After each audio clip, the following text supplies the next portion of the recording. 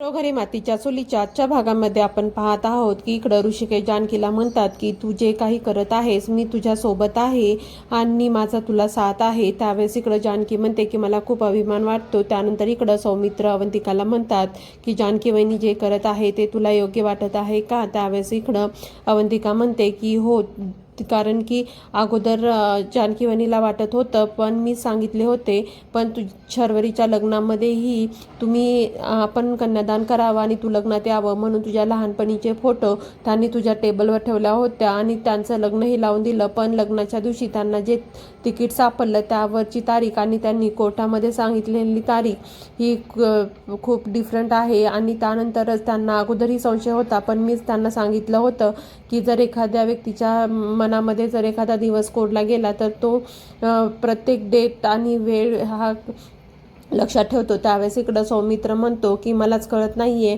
की काय खरं आणि काय खोटं आहे। त्यावेळेस अवंतिका म्हणते की जानकी वहिनी जे काही करते ते आपल्या घराच्या भल्यासाठीच करते। त्यावेळेस इकडं सौमित्र म्हणतो की त्यामुळे तुला त्रास होऊ नये। त्यानंतर इकडे ऐश्वर्या म्हणते की मीच इथे मोबाईल चार्जिंगला लावला होता आणि मोबाईलमधले मेसेजेस डिलीट कसे झाले आणि तो मोबाईल फॉर्मॅट कसा झाला। त्यावेळेस इकडं सारंगला म्हणते की ते तुम्ही तरी तुमच्या बहिणीच्या पोटी तो मोबाईल तर तुमच्या बहिणीला नेऊन दिला नाही ना। त्यावेळेस इकडं सारंग म्हणतात की तुला माझ्यावरती एवढाही विश्वास नाही आहे का, आणि मी खरं सांगत आहे, मी त्या मोबाईलला पाहिलंही नाही, मी तुमच्या समोरच तो मोबाईल पाहिला होता। त्यावेळेस इकडं ऐश्वर्या म्हणते की तुम्ही शपथ खावा की त्या मोबाईलमधून तुम्ही डेटा नाही केला। त्यानंतर इकडं सारंग ही स्वतःची शपथ घातात। त्यानंतर इकडं ऐश्वर्या म्हणते की मला जानकीची माफी मागायला हवी आणि माझ्यामुळेच एवढा मोठा पुरावा हा गहाळ झाला आहे। आणि त्यानंतर ती तिथून जानकीला भेटायला जाते आणि इकडे सारंग म्हणतात की यांना काय करायचं आणि त्यांचा माझ्यावरती विश्वास नाही। त्यानंतर इकडं शर्वरी ही आईनी आणि जानकी वहिनींनी दिलेले दागिने हे घालून पाहत असतात आणि म्हणतात की जुन्या डिझाईन आहेत पण हे खूप महाग आहेत आणि आपल्याला उद्याच्या उद्या हे बँकेमध्ये सेफली ठेवावे लागतील, कारण की जानकी वहिनीला माझ्यावरती संशय आहे आणि जर त्यांना या दागिन्याबद्दल कळालं तर ते परत घेऊ शकतात, त्यामुळे ते तिथे सेफ असतील। त्यानंतर इकडे ऐश्वर्या खाली येते आणि जेव्हा जानकी ही भाजीचं तोडत बसलेली असते त्यावेळेस ऐश्वर्या म्हणते की आपण आज मेथीची भाजी करू। त्यावेळेस इकडं जानकी म्हणते की अजिबात नाही, मेथीमुळे पित्ताचा त्रास होतो। त्यानंतर इकडं अवंतिकाही म्हणते की ठीक आहे ना वहिनी, जाऊ दे आपण मेथीची भाजी करू। त्यावेळेस इकडं जानकी म्हणते की प्रत्येक वेळेस आपण हिचंच का ऐकायचं, आणि आता पाणी डोक्याच्या वरून जात आहे आणि मी तुझं एक ही गोष्ट ऐकणार नाही आणि आज पालकाचीच भाजी होणार आहे। त्यानंतर इकडे ऐश्वर्या म्हणते की मी सगळ्या गोष्टी घरात आल्यापासून सगळ्यांचा मान ठेवते, सगळ्यांच्या विचार करते आणि तुम्ही माझा एवढाही विचार करत नाही आहे, तर मला पूर्वीची ऐश्वर्या बनायला भाग पाडू नका आणि मी तर फक्त तुला मदतच करत होते ना। त्यावेळेस इकडं जानकी म्हणते की बस झालं आणि मला तुझी अजिबात मदत नको आहे आणि मी तुझ्या पुढे हात जोडते। त्यावेळेस इकडे जानकी म्हणते की आज घरामध्ये पालकाचीच भाजी बनणार आहे आणि तू याच्या पुढे आपापला पहा। त्यानंतर इकडे ऐश्वर्या म्हणते की मी तुला आणखीनही सांगत आहे, मला अगोदरची ऐश्वर्या बनायला भाग पाडू नको आणि मी खूप बदल केलेला आहे स्वतःमध्ये, तरीही तुम्ही सगळेजण मला घालून पाडूनच बोलत असता। त्यावेळेस इकडं अवंतिका म्हणते की जानकी वहिनी तुम्ही थांबात आणि कोणीही थांबत नसतं। त्यावेळेस इकडं आई म्हणतात की हे सगळं काय सुरू आहे, एक झालं की एक सगळे पाठोपाठ संकट येत आहेत। त्यानंतर इकडं ऐश्वर्या म्हणते की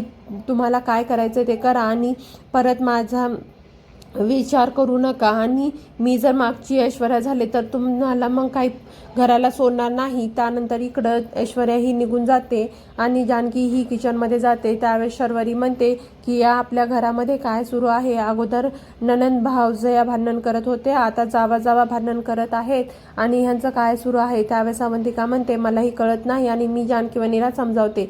त्यानंतर इकडे जानकी वहिनीकडे येते, त्यावेळेस जानकी म्हणते की तुलाही वाटलं ना की हे आम्ही दोघी खरंच भांडण करत आहोत। त्यावेळेस अवंतिका म्हणते की हो, आणि त्यावेळेस जानकी सांगते की ऐश्वर्या मला माफी मागायला आली होती तेव्हा आम्ही विचार केला की आता तर मोबाईलमधला डेटा आम्ही रिकवर नाही करू शकत, तर आपल्याला आईंना घराच्या बाहेर जायला सांगावं लागेल। त्यावेळेस आम्ही प्लॅन केला आणि आम्ही दोघींनी भांडण करण्याचं नाटक केलं, ज्यामुळे शर्वरी आणि आई दोघीही देवळामध्ये जातील आणि त्यानंतर आपल्याला रूमची तपासणी करता येईल आणि त्यामध्ये नानांची डायरी ही सापडेल. त्यानंतर इकडं अवंतिका म्हणते की मला तर वाटलं तुम्ही खरंच भांडण करत आहात.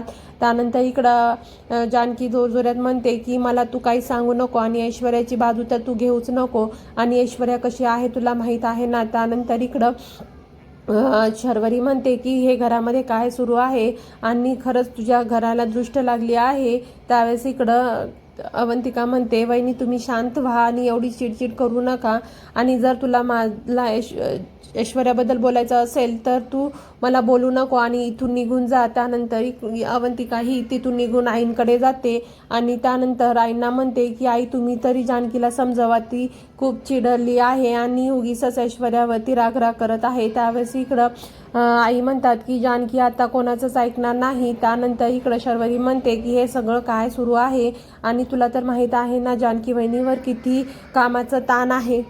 जानकी वहिनींनी काय काय पाहायचं आहे ती घरातलंही पाहते, कुणाला काय पाहिजे कुणाला काय नाही पाहिजे, तसंच सर्व बिलं भरायचं, तसंच तिच्यावरती बाजार समितीचीही मोठी जबाबदारी आहे. या सगळ्यामध्ये तिचीही चिडचिड होणारच ना आणि ती चिडचिड परत घरावरती निघत आहे. आणि मला तर वाटलं होतं की मी आता जानकीचं तोंडही पाहणार नाही, पण त्यावेळेस मला लक्षात आलं की तिच्यावरती हे सगळं असल्यामुळेच ती माझ्यावरती रागवली होती. त्यानंतर आई म्हणतात की हो तू म्हणत आहेस ते एकदम बरोबर आहे, पण आपण काय करायला हवं. त्यावेळेस शर्वरी म्हणते की आपण सर्व जबाबदारी जर वाटून घेतली तर जानकीचा त्रासही कमी होईल आणि त्यानंतर ती एवढी चिडचिडही करणार नाही. त्यानंतर इकडं आई म्हणतात की योग्य आहे.